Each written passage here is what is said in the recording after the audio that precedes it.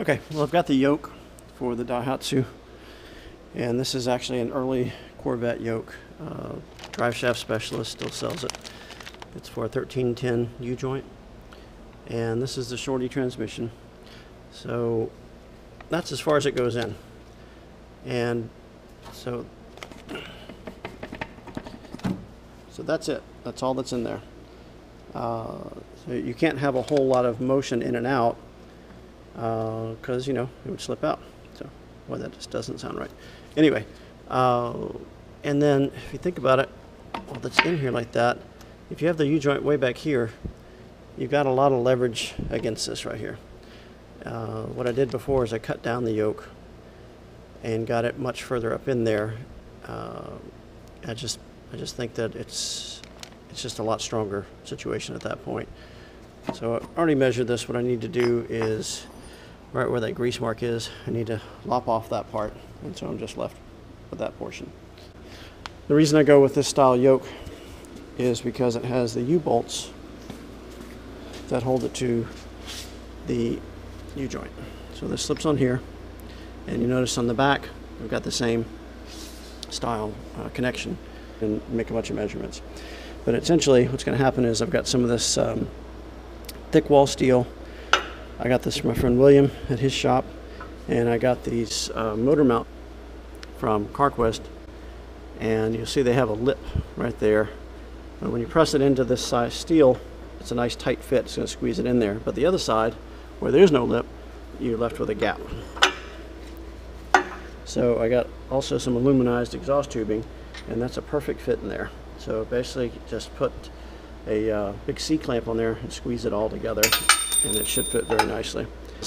You'll see that it's open on the front and the back, and I need for this framework cradle to be able to move back and forth within the frame a slight amount to accommodate the leaf springs flexing and straightening out. And so these gaps here will allow this to be pressured back and forth a little bit, but when you accelerate or decelerate, it's like this. So you've got all of the structural rubber in this area. So as you're accelerating, it's going to want to twist against the axle, and it's not going to give it much room to move up and down, which is what I want. Okay, so I'm going to go put this yoke in the lathe, trim some of it off, smooth off the edges, chamfer the lip up there, and go from there.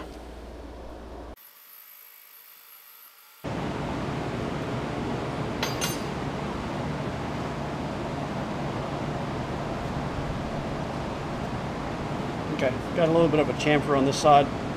Starting to get into the splines now, and I don't want the thing to just go flying when it cuts loose. So I'm going to use my portaband and get down in that groove and slowly go around and trim this piece off, and come back with a flap wheel and just smooth it off, make it a little nicer.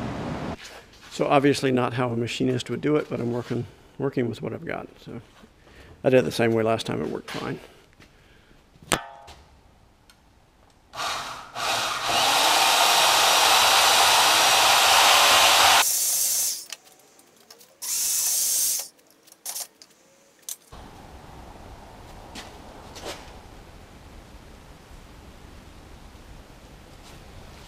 Right, so I'm just going to smooth this off on the top and thoroughly clean it out, and it's ready to go.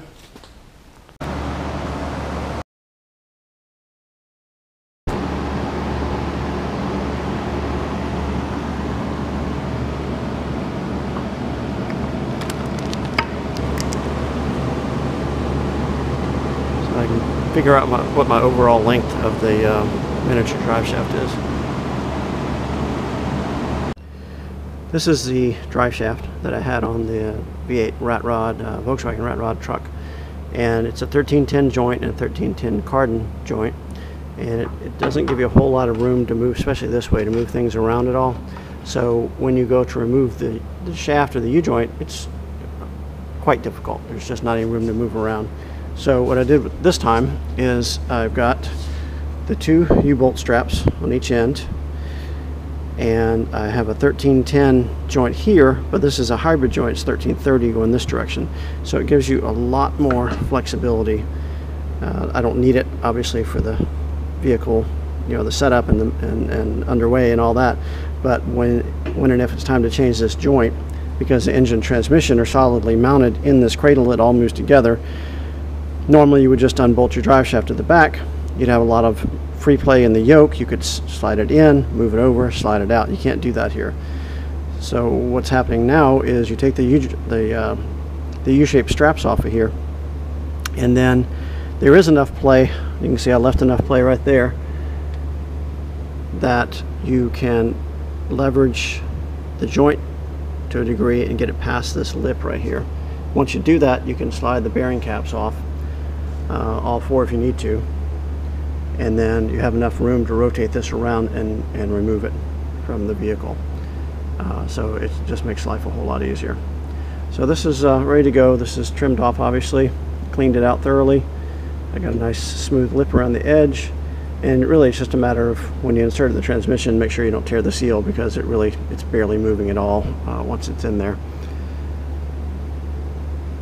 So I'm very happy with the way that turned out. And actually this yoke, it's splined all the way in, all the way through actually, with a cap to keep water and water debris out. But you'll see this is a nice flush finish.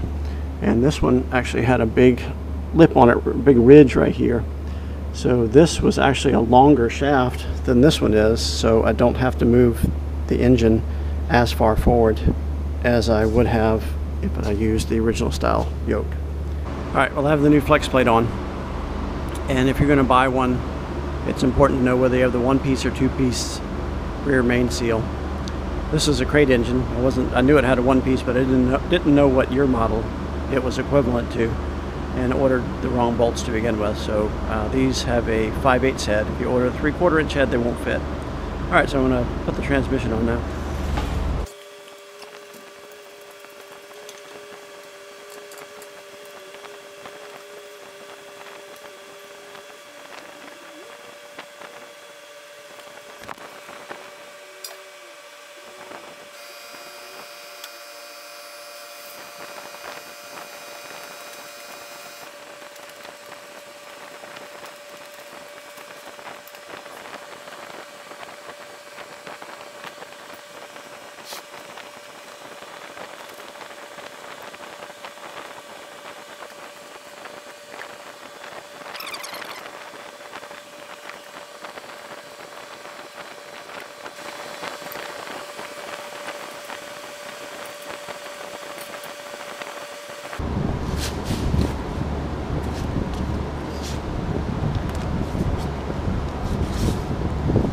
Just checking to see if I needed to remove the pilot shaft bushing from the manual transmission.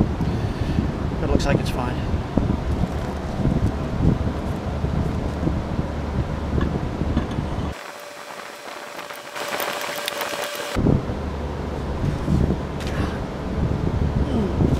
Man, that hurt. Ah. Low blood. God, that hurt.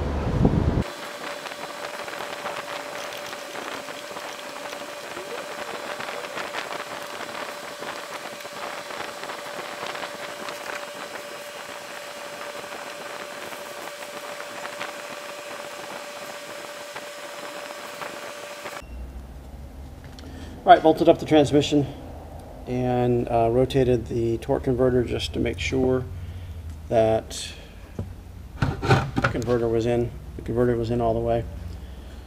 And it spun easily with a little bit of slack in there, which is good. So now I'm going to try and start positioning the engine into the cradle, see what I need to extend, what I need to move, all that kind of thing.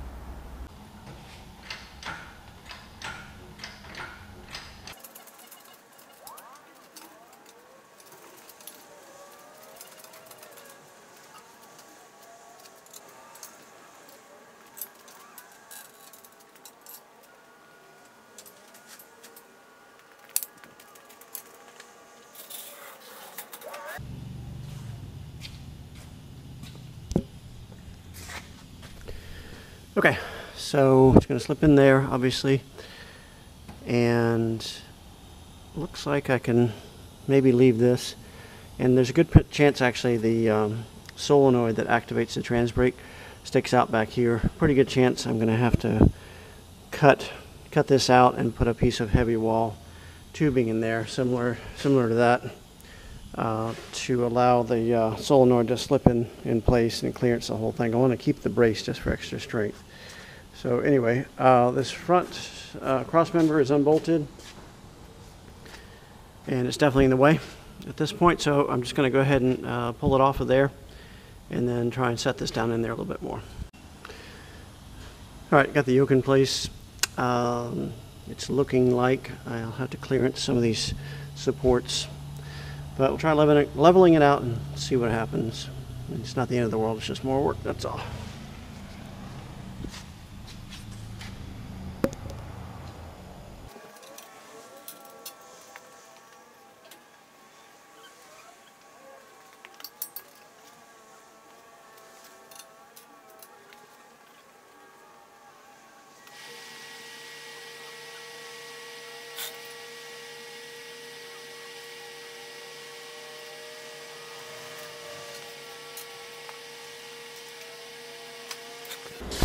Okay, so I will definitely have to clearance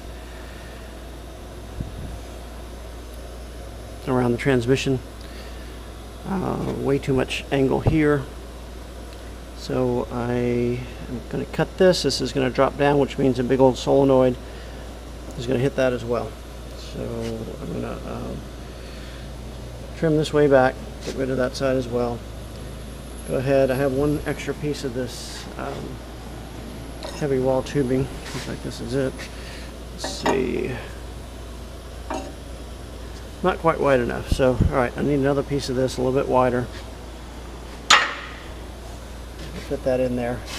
And I guess I'll leave that until I have the engine mounted in place so I know exactly where it goes.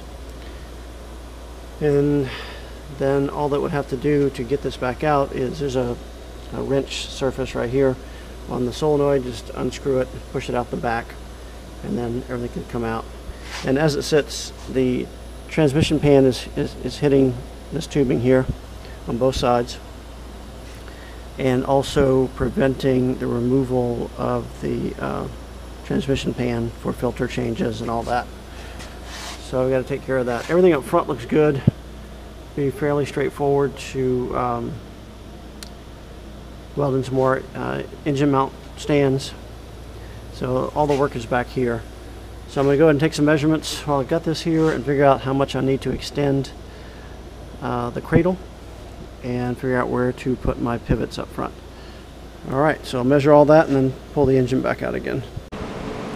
Okay, it's looking like if I use this bolt that goes through the rear of the front leaf spring, I can run that through this mount on the inside and add some bracketry to put this in double shear like the front is, so you have a metal plate on both sides of the bolt, and run one longer bolt through the whole thing, and that would be my pivot point for the engine cradle.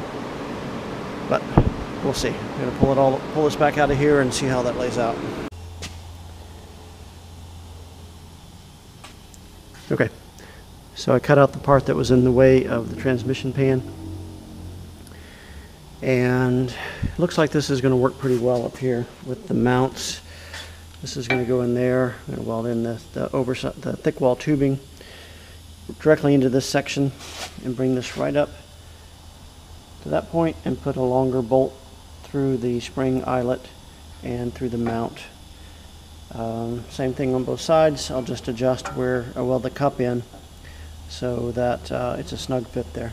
I think it's going to work. I think it's going to work really well there. So headed to the bolt store, get some bolts, a couple other things, and get back on it. Of course, I'll reinforce all of this once I have everything sitting in place. I'll bend up some new pieces to weld in place. Alright, making progress on the transmission install on the V8 Daihatsu Hi-Jet. I have the engine cradle out right now, and I have been coming up with mounts to pivot off of the front leaf springs, the rear mount on the front leaf spring. Making good progress on that. Here's the subframe, or the engine cradle. So what I've done is I've got my front mount here. This one's completely welded on. Okay, so this is a engine mount. I showed this before. Okay, so I've got engine mounts. And what I'm doing, I showed this before, I'm going to position these in a certain way to where there's give the way it needs to go and not the way it doesn't need to go. So trust me, that fits in there. You have to press it in a little bit. So that one goes there. And what I did to line this side up, this one was a little too far forward.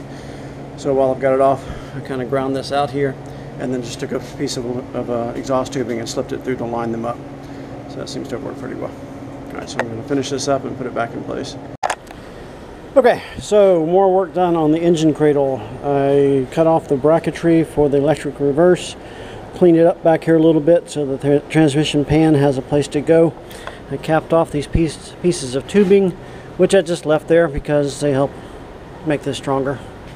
It's plenty strong enough. There's no point in cutting it off though, it's not in the way. Finished up my motor mounts, or my pivot mounts.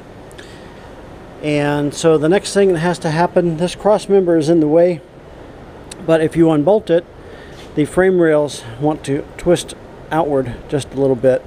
So what I'm going to do is weld the cross member in right here, across there. As long as I keep it above the frame, then it won't hit the axle. So right up in this area, and once that's in place, then I will take this cross member out. And once I have that where it can't move, then I'm going to cut out the rest of this original skid plate engine protection system here. Get that out of the way, because this, unfortunately, both of these tubes are in the way of something now with the engine. So get the cross member in, take the strap off, cut those pieces off, and then set the engine back in place, line everything up, and start fabricating some motor mounts for it, and a rear mount for the Shorty Power Glide, which is kind of tricky. So, alright, got a lot done today. It probably doesn't look like it, but it took all day.